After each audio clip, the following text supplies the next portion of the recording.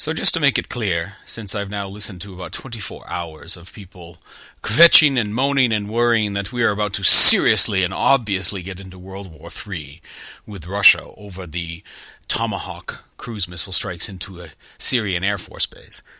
59 Tomahawk missiles. 59. And as far as we can tell, not any casualties at all. Not any Russian casualties, but no Syrian casualties. Isn't that sort of ironically convenient? Wouldn't you think? It isn't convenient. It's actually by design. It's actually by purpose. You will never have me believe that there were not communications, extensive and important communications between the Russians and the Americans. And no, this is not something about conspiracy theories involving Trump being in the back pocket of Putin. This would have taken place actually under Obama. Of that I have no doubt whatsoever. There was no desire here to launch missiles in order to kill Russians, or even to a certain extent to kill Russian materiel and destroy it. This was simply a symbolic message to send to Assad that we're not going to stand by as the United States, the supposed world leader of moral values and diplomatic proper behavior. We're not going to sit there and let you chemically gas your own people again and again and again with impunity just because you think the Russians have your back. So we'll contact the Russians and tell them this is what we intend to do. So if you have any people on the ground, if you have anything really important, get it out of there. And yes, we understand that that probably will obviously alert the Syrians as well that something bad is coming, that they can't stop, so the Syrians get out of town. But again, this maneuver wasn't about killing people. It was about destroying a facility and sending a loud message to Assad as far as what he should be able to think are his possible options in dealing with the rebellion in his own country. Don't think anything at all of Lavrov and Putin making comments about how risky this is illegal, this is going to have deep consequences. They have to say that.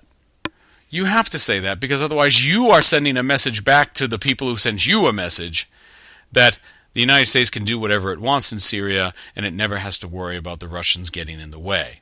That is never going to be the game of the Russians. That's never going to be the way they get involved in Syria and interact with the Americans. And for me, quite frankly, in relation to the piece I wrote recently called The Bully Brothers, Why You Should Be Happy About a Fake Cold War, this is just one more vibrant and vivid example of evidence as to why this Cold War is fake. The United States launched 59 Tomahawk cruise missiles into a foreign country last night,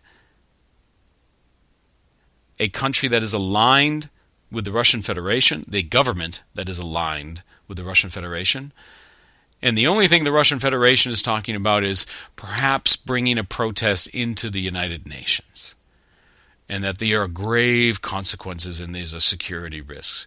Because let's not forget, and the one thing that will never get emphasized here, but is incredibly important, Putin may want Assad compared to the rebels that are in Syria, which instantly puts us at cross purposes in terms of the Russian Federation and the United States in Syria.